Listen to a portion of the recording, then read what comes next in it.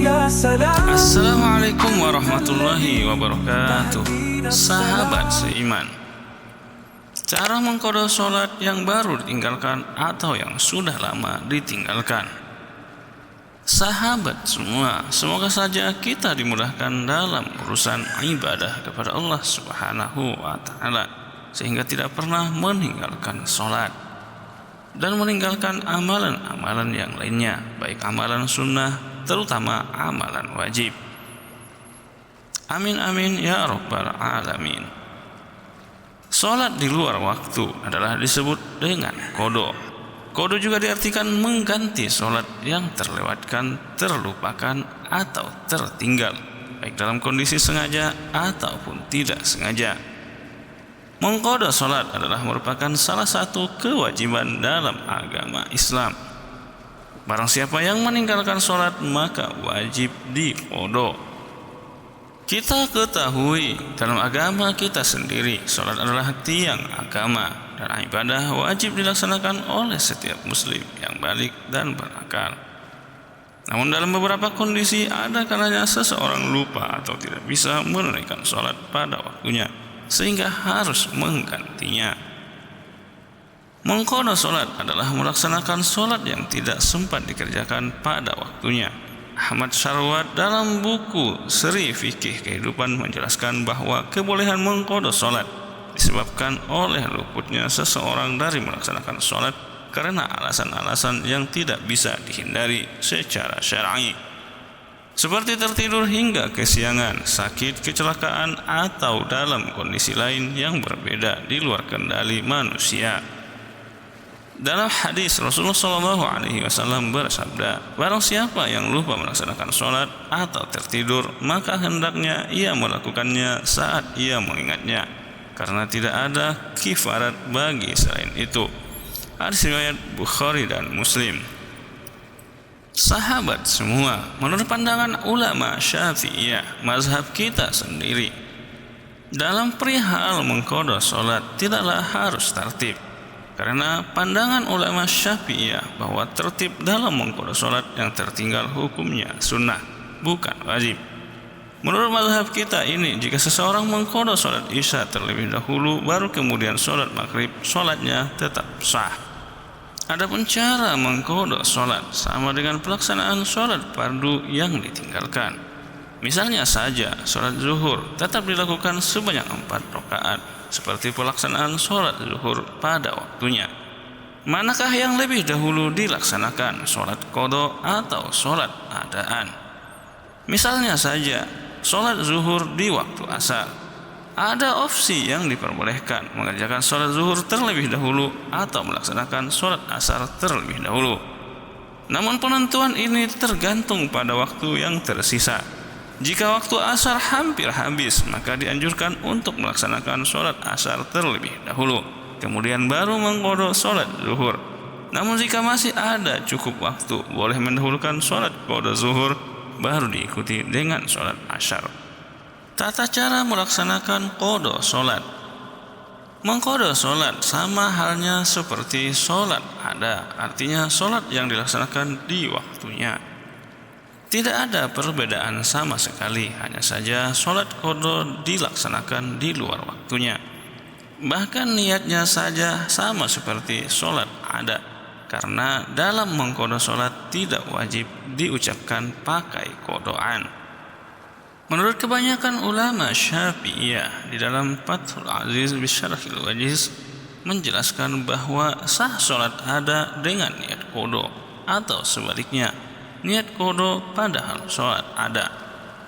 Namun sebagian berpendapat niat ada dan qadha wajib dalam sholat. Oleh karena itu maka disarankan untuk melaksanakan sholat qadha pakai niat qadha. Berikut ini adalah niat-niat sholat qadha. 1. Niat qadha sholat subuh.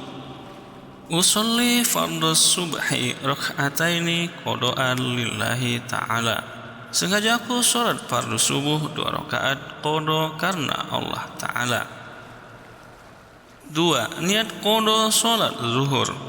Usolli fardhu zuhri 4 raka'atin qadhaan lillahi ta'ala. Sengaja aku sholat fardu zuhur 4 rakaat qada karena Allah Ta'ala. 3. Niat qada sholat asyar. Usolli fardul asri 4 rakaatin qada lillahi Ta'ala. Sengaja aku sholat fardu asar 4 rakaat qada karena Allah Ta'ala. 4. Niat qada sholat maghrib. Usolli fardul maghribi 3 rakaatin qada lillahi Ta'ala. Sengaja aku sholat fardu maghrib 3 rakaat karena Allah Ta'ala. 5. Niat qada sholat Isya. Usolli fardul isya'i 4 rakaatin qada lillahi Ta'ala. Sengaja aku sholat fardu isya 4 rakaat qada karena Allah Ta'ala.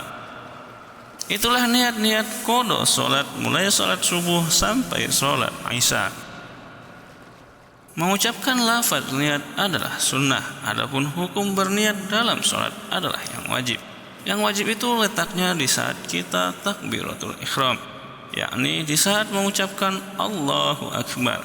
Tempat niat adalah mulai dari A hamzah sampai Ra akbar. Setelah melaksanakan takbiratul ihram, maka membaca doa iftitah, lalu membaca surah Al-Fatihah di setiap rakaat dan membaca surah pendek pada 2 rakaat pertama. Lalu rukuk dan i'tidal, sujud dan duduk di antara 2 sujud. Kemudian tasyahud awal, dan bila 4 rakaat pakai tasyahud akhir dan salam.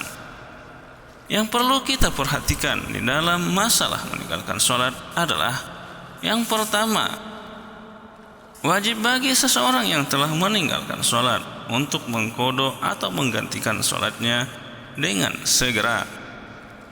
Diperbolehkan mengqada sholat waktu kapanpun, bahkan waktu yang diharamkan untuk sholat sunnah pun dibolehkan untuk mengqada sholat. Misalnya saja sholat qada setelah asyar atau sholat qada setelah subuh dan sebagainya. 3. Sunnah mengerjakan sholat qada secara tertib mengikuti urutan. Misalnya saja sholat qada zuhur dahulu, kemudian baru sholat qada asyar. 4. Orang yang meninggalkan sholat fardu zuhur dan mau mengqada dalam waktu asar, sebaiknya mengerjakan qada sholat zuhur terlebih dahulu sebelum mengerjakan sholat asar secara tunai. Terkecuali apabila waktu asyar itu tinggal sedikit lagi dan dikhawatirkan habis waktu sebelum sempat menunaikan sholat asyar, maka wajib untuk menunaikan sholat asyar terlebih dahulu diikuti dengan qada sholat zuhur. 5. Lebih mendahulukan sholat qada daripada sholat sunnah. Barang siapa yang melaksanakan sholat sunnah tetapi tidak melaksanakan qada, maka dia adalah orang yang tertipu. Oleh karena itu, orang yang mempunyai qadaan tetapi senang melaksanakan sholat sunnah, maka diwajibkan baginya adalah di waktu-waktu sholat sunnah yang ia kerjakan melaksanakan qada sholat, karena untuk mendapatkan fadilah sunnah dan juga membayar hutang qada. Itulah seputar tentang qada sholat, niat dan tata caranya. Semoga saja kita menjadi hamba Allah yang taat kepadanya, sehingga kita nanti berkumpul di jannahnya bersama Rasulullah sallallahu alaihi wasallam. Amin amin ya rabbal alamin.